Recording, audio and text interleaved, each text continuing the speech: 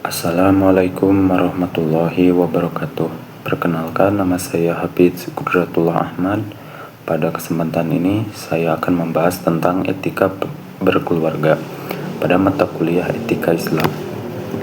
Langsung saja pada pengertian. Pengertian etika berkeluarga adalah tata cara atau perilaku yang sesuai dengan ajaran Islam dalam membangun hubungan yang baik antara suami, istri, dan seluruh anggota keluarga berdasarkan Al-Quran dan Sunnah, termasuk si anak juga. Yang berikutnya yaitu tujuan etika berkeluarga: mewujudkan keluarga yang harmonis, menjaga hak dan kewajiban setiap keluarga, menanamkan akhlak mulia, mendapatkan ridho dari Allah Subhanahu wa Ta'ala. Landasan Al-Quran. Di dalam Quran Surat Ar-Rum ayat 21, dan di antara tanda-tanda kebesarannya ialah Dia menciptakan pasangan-pasangan untukmu dari sejenismu sendiri agar kamu cenderung dan merasa tentram kepadanya, dan Dia menjadikan di antaramu rasa kasih dan sayang.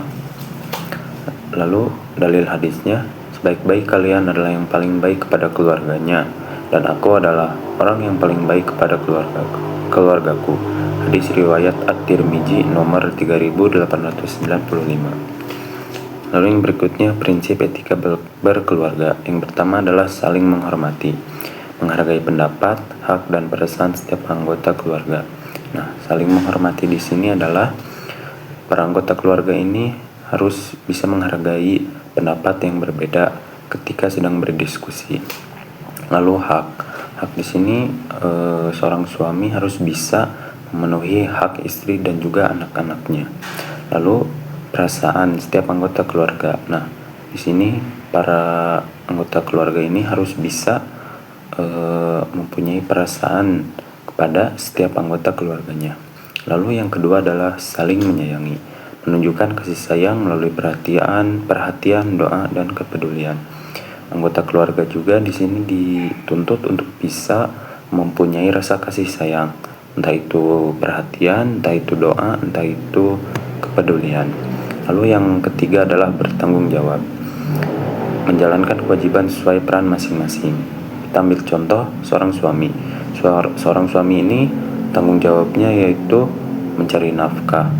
Nah, mencari nafkah ini bertujuan untuk memenuhi kebutuhan keluarga. Misalnya memenuhi kebutuhan istri, lalu memenuhi kebutuhan anak. Lalu kewajiban istri di sini adalah menjadi penang bagi suami, menjadi pendukung bagi si suami juga, dan menjadi madrasatul ula untuk anak-anaknya.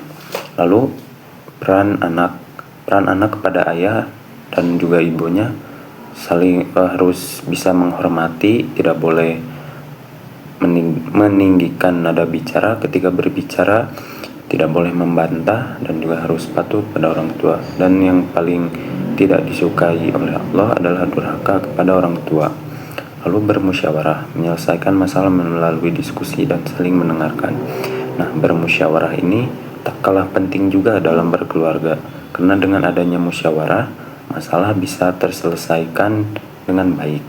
Lalu menjaga akhlak, menghindari ucapan kasar, pertengkaran, dan juga kekerasan.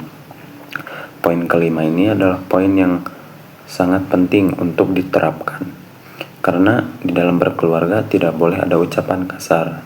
Nah, dampak buruk dari ucapan kasar ini kepada keluarga adalah bisa menimbulkan rasa sakit hati. Lalu tidak boleh ada pertengkaran. Lalu dan juga tidak boleh adanya kekerasan. Lalu hak dan kewajiban suami istri. Kewajiban suami yaitu memberi nafkah, membimbing keluarga menuju kebaikan, lalu memperlakukan istri dengan baik. Lalu kewajiban istri taat kepada Allah dan suami dalam hal yang baik, menjaga kehormatan diri dan keluarga, lalu mengelola rumah tangga dengan baik. Lalu etika orang tua kepada anak, memberikan kasih sayang. Nah, memberikan kasih sayang di sini yaitu kita sebagai seorang calon orang tua tidak boleh pilih kasih kepada anak. Lalu harus memberikan kasih sayang, harus memberikan perhatian yang lebih, agar si anak tersebut tidak merasa dirinya diabaikan. Lalu mengajarkan akidah dan ibadah. Mengajarkan akidah dan ibadah di sini yaitu mengenalkan si anak kepada Tuhannya, yaitu Allah Subhanahu wa taala. Lalu mengajarkan ibadah seperti tata cara sholat, tata cara baca Quran dan lain sebagainya. Lalu memberikan pendidikan yang baik. Seperti saya ambil contoh mengajarkan tentang etika sehari-hari. Seperti di rumah etika makan, etika berbicara kepada orang yang lebih tua dan lain sebagainya. Lalu menjadi teladan dalam akhlak. Nah, menjadi teladan dalam akhlak ini seorang tua harus bisa memberikan perilaku atau contoh yang baik. Si anak ini lebih sering meniru perilaku orang tua daripada memberikan nasihat. Lalu yang berikutnya, etika anak kepada orang tua. Yang pertama, berbakti kepada orang tua. Lalu berkata sopan, membantu pekerjaan orang tua, mendoakan mereka. Di dalam Quran surat Al-Isra ayat 24 yang berbunyi, dan rendahkanlah dirimu terhadap keduanya dengan penuh kasih sayang dan ucapkanlah, wahai Tuhanku, sayangilah keduanya sebagaimana mereka telah mendidikku ketika aku kecil. Lalu untuk contohnya dalam kehidupan sehari-hari, pertama mengucapkan salam ketika pulang. Lalu makan bersama keluarga, membantu pekerjaan rumah, menghormati orang tua, tidak membentak pasangan maupun anak, bermusyawarah saat mengambil keputusan keluarga, saling memaafkan ketika terjadi kesalahan, dan melaksanakan sholat berjamaah bersama keluarga. Manfaat etika berkeluarga: menciptakan keluarga yang harmonis, lalu mempererat hubungan antar anggota keluarga, menumbuhkan rasa saling percaya, membentuk anak yang berakhlak mulia, lalu mendatangkan keberkahan dan rahmat dari Allah Subhanahu wa taala. Lalu hikmah etika berkeluarga: menjadikan rumah sebagai tempat yang penuh dengan ketenangan. Nah, poin pertama ini pastinya adalah impian semua anggota keluarga, yang dimana rumah tersebut menjadi tempat pulang yang penuh dengan ketenangan, lalu mengurangi konflik dalam berkeluarga. Nah, dengan adanya etika berkeluarga ini, konflik ini bisa saja jarang terjadi dalam keluarga. Lalu poin yang ketiga, membentuk generasi yang beriman dan bertakwa. Misalnya memberikan ilmu kepada si anak dan memberikan contoh dalam melakukan ibadah. Lalu yang terakhir, menjadi contoh yang baik bagi masyarakat. Yang terakhir itu kesimpulan. Etika berkeluarga dalam Islam merupakan pedoman dalam membangun hubungan yang harmonis berdasarkan kasih sayang, tanggung jawab, dan juga akhlak mulia.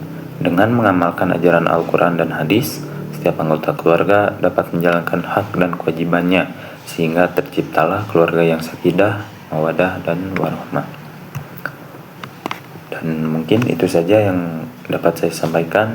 Saya mohon maaf atas segala kesalahan dan kekurangan saya. Billahi taufiq wal hidayah. Assalamualaikum warahmatullahi wabarakatuh.